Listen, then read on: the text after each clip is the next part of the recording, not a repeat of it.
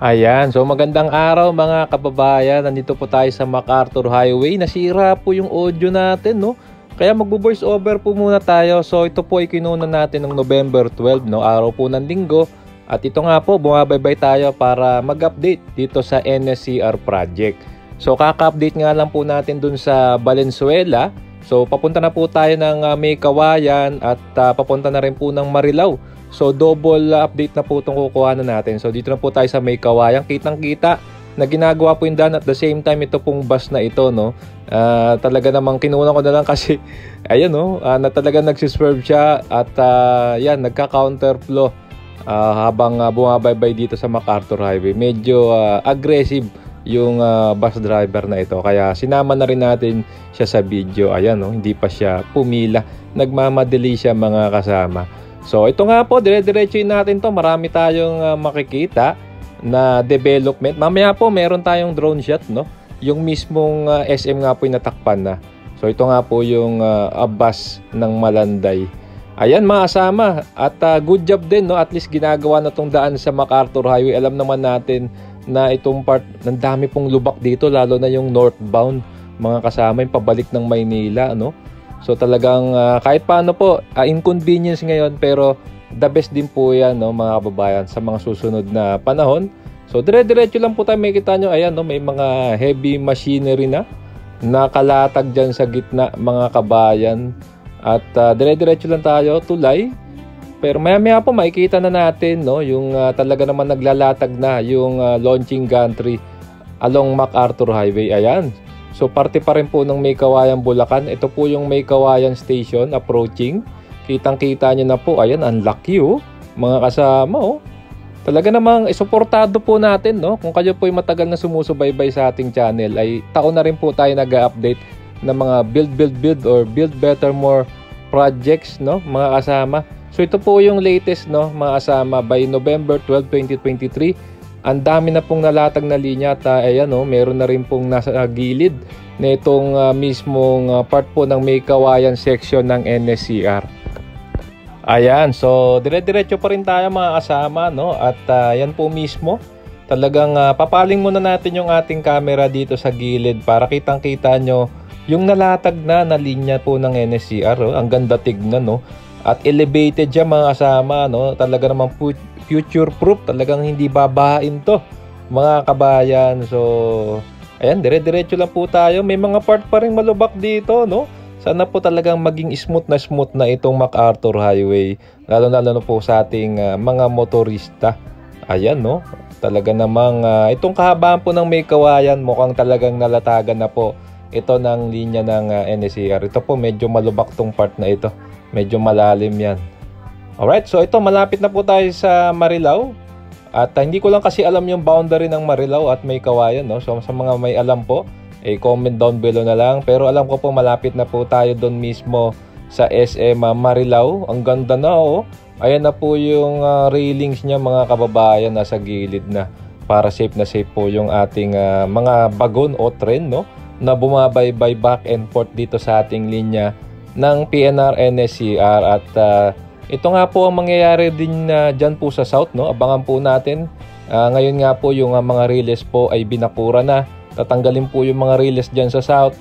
At gagawin ganito rin po, elevated din siya hanggang Kalamba po yung gagawin. Pero projected po, may awa po ang Panginoon at political will ng ating mga mambabatas ay aabot po ng Bicol.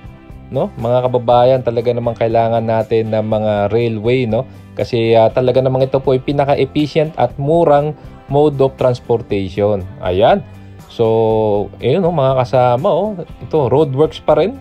Approaching po tayo ng SM Marilao, malapit na. Dito medyo putol po yung parte na ito, pero yun nga, no, mga kababayan, makita nyo ang dami na ring development. Kung mapapansin nyo, walang masyadong gumagawa ngayon kasi nga po ito ay linggo, no. So baka pahinga po yung ating mga trabahante, mga workers. So ito na po, mismong SM na mga kababayan. Hindi na natin makita yung SM. Natakpan na talaga itong SM, no. At ang istasyon nga nito ay dyan lang din sa tapat niya, ang Marilao Station, no. Mga kababayan, natakpan man siya, pabor din tingin ko sa SM yan. Kasi entrance at exit po ito. Siyempre, foot traffic po, no. Kapag ikaw po ay negosyante, eh syempre tinitignan mo yung foot traffic sa isang lugar kung ang business mo po ay pagkain, grocery at kung ano pa ay foot traffic. So ito po ay magbibigay pa ng mas maraming foot traffic dyan sa SM. Ayan mga kababayan, magdo-drone tayo. Abang lang po kayo at samahan nyo po ang Bumblebee natin para makita ang latest development dito.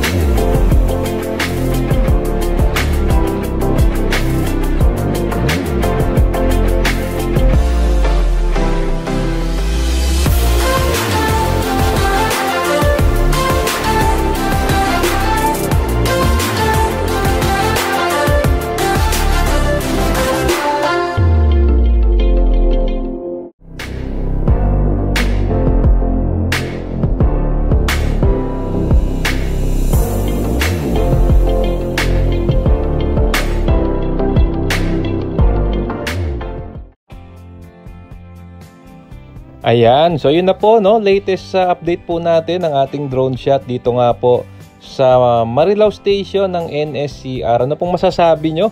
Natakpan na ang SM, pero yun nga po, no, tingin ko po ay pabor din kay SM yan at dadami pa yung customer, no, dahil nga po dyan na magbababa at sakay ang mga pasahero. So tuloy-tuloy lang po ang biyahe natin, no, at mag-update din po tayo dyan malapit po sa Bukawi, Bulacan, sa Philippine Arena. At syempre mga kababayan, kung nagustuhan nyo pong video, ay naanyayahan ko po kayo mag-like, mag-comment, and subscribe. Hit yung notification bell para updated ka pag may bago tayong video. So maraming pong salamat. Abangan nyo po yung next update natin. Keep safe, at malasakit. Sarap maglakbay. And see you po sa next vlog update mga kasama.